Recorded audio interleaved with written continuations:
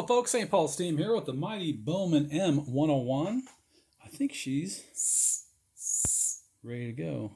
I put that little silicone tube on that whistle handle because it gets darn hot. There we go. And she's off.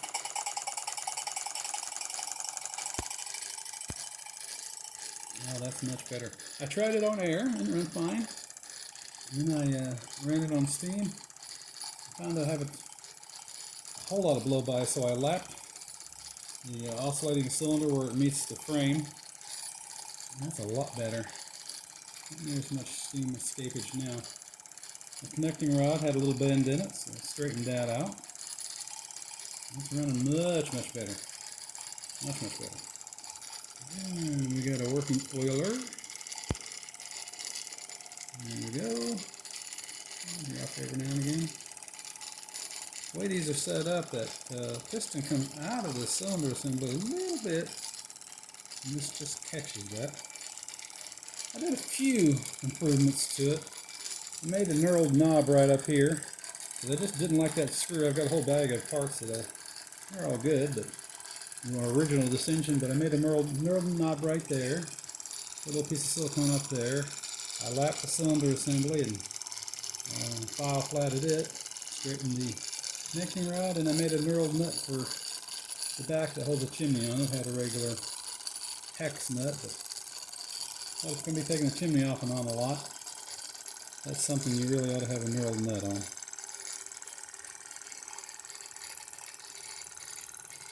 Boiler's really sound. Somebody has replaced the steel stay rod in it for a brass one, which is something you just have to do with these.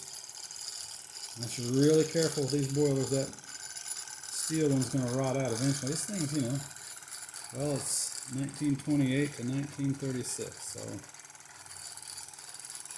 at least 90 years old, maybe a little older. That's running really good. This one doesn't have a throttle. I've got some brochures and some pamphlets, and it does show some without a throttle. A lot of them with one. But, that's how it came. I suppose I could put a throttle in it. So this will run like an hour and a half on a full tank of fuel. And it's a pretty good sized tank.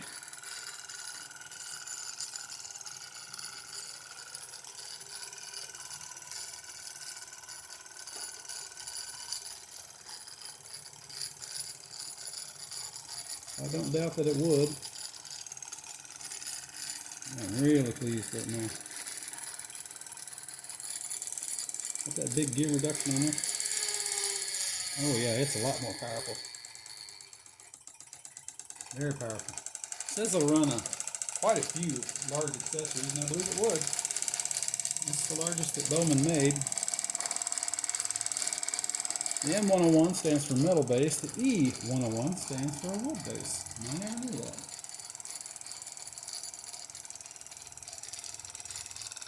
Let's take a little closer look.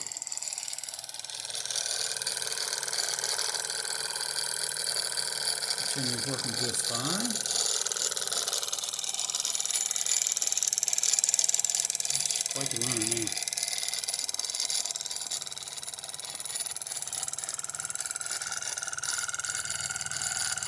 It's very straight. A lot of them are wobbly.